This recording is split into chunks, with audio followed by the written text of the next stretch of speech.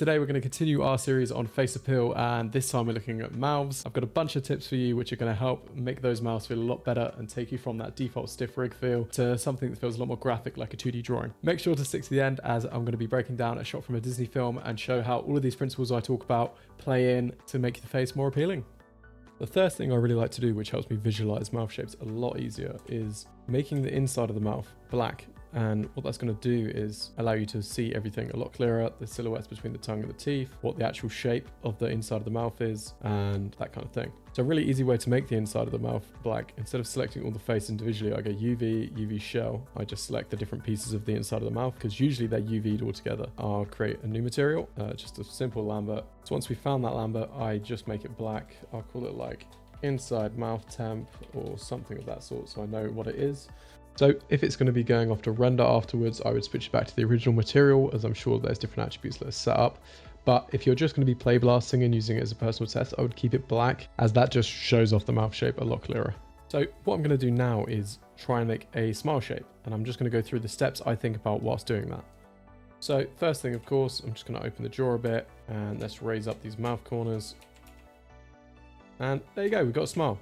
So this is kind of the thing a student might get to, and they might just leave it. They might just say, yeah, that's my smile shape, it's done. But what I'm going to do is go through a few things that you can think about to push that even further. So the first thing is the eye direction. We've already compressed one side of the eye mask and opened up the other to get it to work up here, but let's do that for the whole face. So we're going to push the asymmetry by compressing this entire side of the face over here and opening up this side of the face. So I'm just going to grab things like the squash and stretch controller and bring that over a bit. I'm also going to grab this middle controller of the mouth, and I'm going to bring that over and maybe rotate it a little bit to bias this side. I can grab the mouth corners, push this side up to compress on this side, and maybe bring this corner in a little bit. And already we kind of biased this side, which opens up the face for the eye direction. So the next thing I like to do is look at the teeth and tongue and how they fit within the shape that we've just created. So right now we have, a tiny bit of tongue just hanging at the bottom, a bit of teeth, and this teeth kind of here. You can kind of see the underside of this teeth and the backs. This is like the back of the teeth, and this is the front of the teeth. All of that is just way more confusing than it needs to be. Our job as an animator is to make this expression read as easily as possible, as quickly as possible to the human mind. I usually grab the main teeth control, and I'm going to rotate that down so we can't see the backs anymore of that teeth. So it's one simple shape. I'm going to bring it down. I'm going to fiddle with it. Maybe bring it over a little bit, trying to keep those middle teeth central. But if I just compared this to this is a lot clearer and easier to read. So same thing, let's grab the tongue. I'm going to bring the tongue up so it's kind of easier to read. I'm going to put it to one side as if it was a drawing and bias the compressed side as we just talked about. And just with those two quick changes, it's looking way more appealing really quickly. Make sure that if I'm having, my tongue up here, then it's more difficult. The clarity is lost when those silhouettes overlap each other.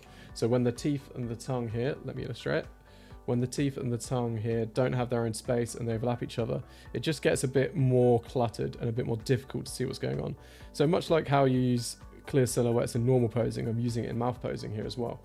So I don't mind pushing that down, cheating it a bit down depending on the angle, and now both of those different parts of the mouth have their own silhouette space. Sometimes you may end up with a little bit of bottom teeth like we did earlier, but now it's hidden by the tongue, so you may end up with something like this. Unless you need to see the bottom teeth for like E shapes and different things like that, I personally just hide them. Reducing the amount of information that the audience has to intake is really important, and we've just made those shapes way simpler. On the note of moving teeth, let's draw two mouths here, and then we've got the tongue, it's got its own silhouette down here, and we've got the teeth coming across here. I think this is fine. I think this works, but something that could make it more appealing is if the teeth have a little bit of space on either side. So let's maybe grab this side of the teeth. I know it has its own controller, and I'm just going to skirt that up a little bit, move it up. We can adjust the shapes a bit more.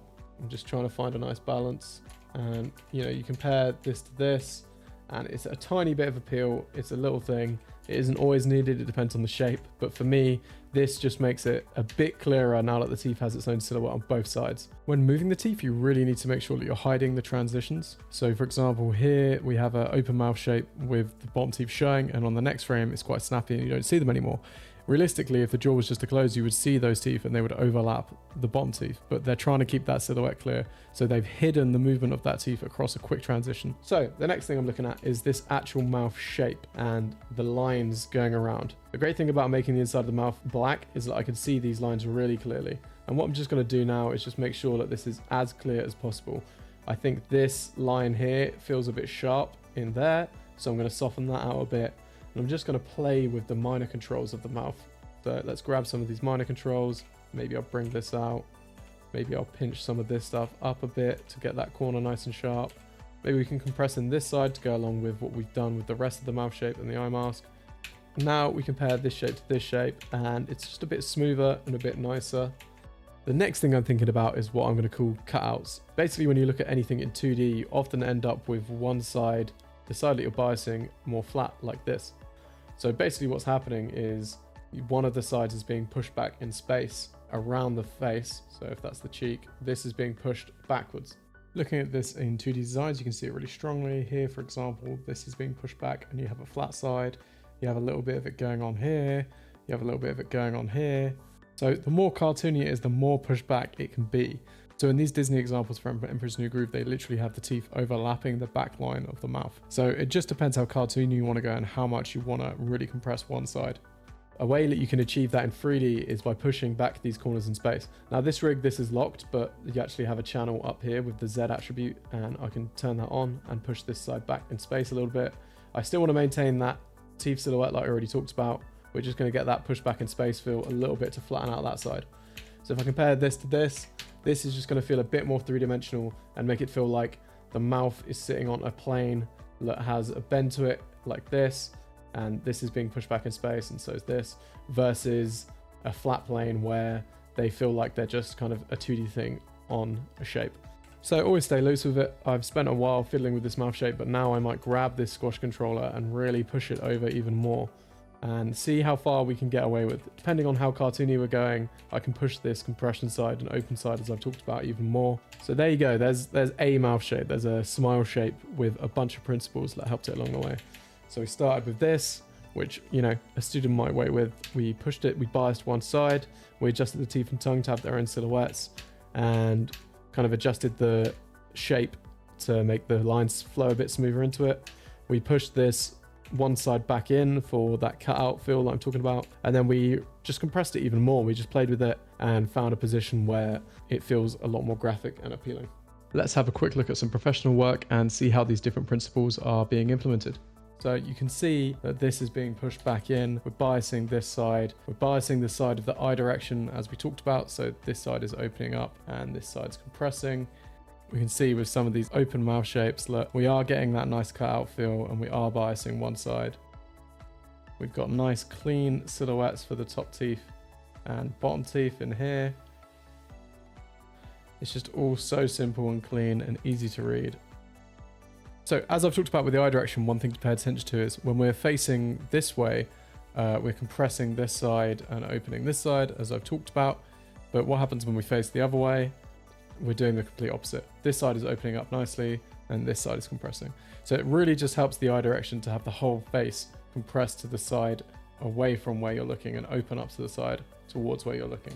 Much like everything in animation, there's examples of times where you might not want to do this, but for the majority of the time, it's just going to help your shots read a lot easier. And that's it. Hopefully you can see how these principles can be applied to all kinds of different mouth shapes, not just an open smile. All of these things can be applied to any kind of mouth shape. Hopefully you can also see that these principles can be applied to any rig. It could be 2D, it could be 3D, it could be stop motion, whatever it is. These are just principles for clarity and design. I'm just using 3D animation as my medium. If you enjoyed the video, make sure to subscribe. Let me know what you think. Give me a comment. I'm not really sure what I'm going to do next, so write some comments and we can figure out what we'll do for the next video. All right, see you next time.